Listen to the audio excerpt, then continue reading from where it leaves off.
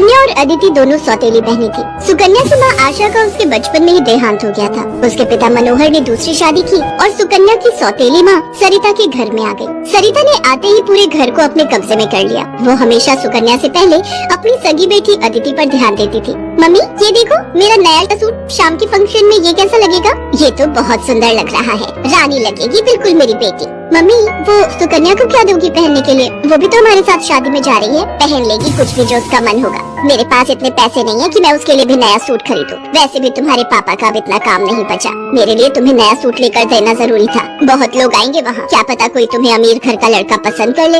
अरे सरिता, कभी कभी अपनी बड़ी बेटी सुकन्या के बारे में भी सोच लिया करो। वो बेचारी भी तो शादी लायक है। बस आ गए अपनी लाडली बेटी के बारे में चिंता करने। पता नहीं कौन से मनहूस दिन मेरी तुम्हारे साथ शादी हुई थी। जब से आई हूँ एक ही नाम तुम्हारे मुंह पर चढ़ा हुआ है। देखती हूँ सुकन्या सुकन्या। अरे तुम्हारी दूसरी बेटी अदिति भी कुंवारी है, वो भी तुम्हारी ही बेटी है। उसके बारे में भी कुछ सोचा करो। मैं हूँ जो पैसे जोड़ जोड़ कर अपनी बेटी को सूट दिलवाए हैं। अब शाम को चलने की तैयारी कर लो, बहुत बड़े बड़े लोग उस शादी में आएंगे। ये तो मेरी सहेली पुष्पा की बड़ी मेहरबानी है जो उसने हमें एक कार्ड दे दिया, वरना हम गरीबों को इस शहर में और इतनी बड़ी शादी में कौन पूछेगा। मनोहर को पता था कि सरिता का स्वभाव बहुत ही खड़ूस है, इसलिए वो चुपचाप अपने कमरे में चला जाता है। शाम को सब लोग शादी के लिए तैयार होते हैं। अदिति बहुत ही सुंदर सूट पहनकर तैयार होती है। सुकन्या के पास तो कपड़े ही नहीं थे। अचानक मनोहर सुकन्या के पास आता है। सुकन्या बेटी ये ले, ये तेरी माँ की साड़ी है, तू ये पहन कर तैयार हो जा। देख कितनी सुंदर साड़ी है, मेरे संदूक में रखी थी, मैं वही ढूंढ रहा था और आज मुझे मिल गई।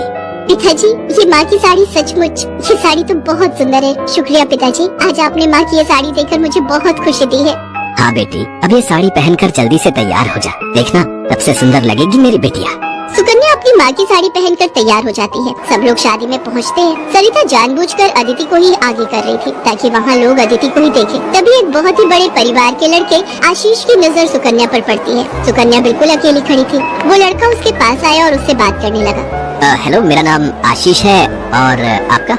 जी मेरा नाम सुकन्या है। अच्छा नाम है आपका। वैसे आप यहाँ अकेली क्यों खड़ी हैं? चलिए ना, वहाँ डांस फ्लोर पर सब लोग डांस कर रहे हैं।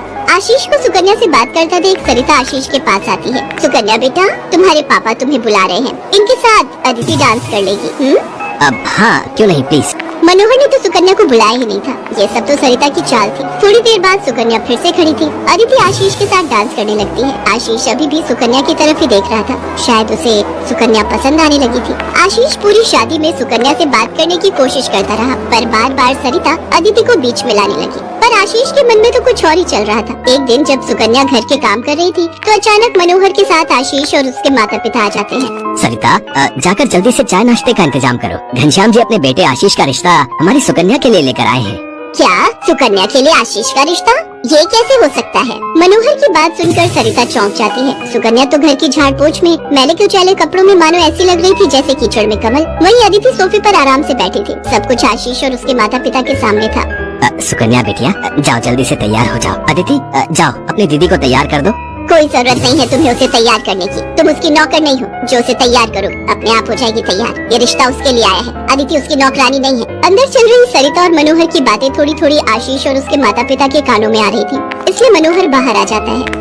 मनोहर जी, हमारे बेटे आशीष को आपकी सुकन्या उस दिन बहुत पसंद आई थी और वैसे भी हम आशीष के लिए लड़की ढूंढ ही रहे थे, इसलिए अचानक ही आपको मैंने फोन मिला दिया। मेरी सुकन्या तो बहुत किस्मत वाली है जो आप जैसे इतने बड़े घर का रिश्ता उसके लिए आया, वरना हम तो, मैं आपको क्या ही कहूँ। घनश्याम जी, आपने सचमुच मुझ पर बहुत बड़ा उपकार किया है। नहीं नहीं मनोहर जी, इंसान दिल से अमीर होता है। आपने अपनी बेटी सुकन्या को जो संस्कार दिए हैं वो किसी धन दौलत से कम नहीं।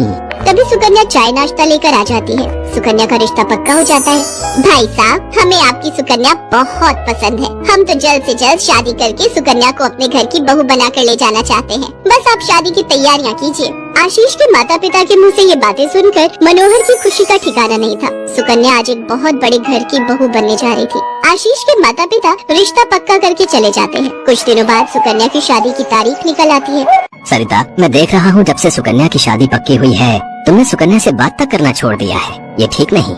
तुम अपनी बेटी की शादी करो, मैं इस शादी में कोई हाथ नहीं लगाऊंगी। ये रिश्ता मेरी बेटी के लिए था। मैं चाहती थी आशीष के साथ अपनी बेटी का रिश्ता करना, पर तुम्हारी उस सुकन्या ने सब काम खराब कर दिया। ये तुम गलत कह रही हो सरिता। सुकन्या के लिए आशीष के माता पिता खुद से रिश्ता लेकर आए हैं। तुम्हें तो खुश होना चाहिए। तुम क्यों सौतेलापन सुकन्या के साथ रख रही हो? तुम्हें तो उसकी सगी माँ बनकर उसे विदा करना चाहिए। मैं इसलिए तुम्हें उसकी माँ बनाकर लाया था, वरना क्या? कहो तो मैं अभी ये घर छोड़कर चली जाती हूँ। बोलो।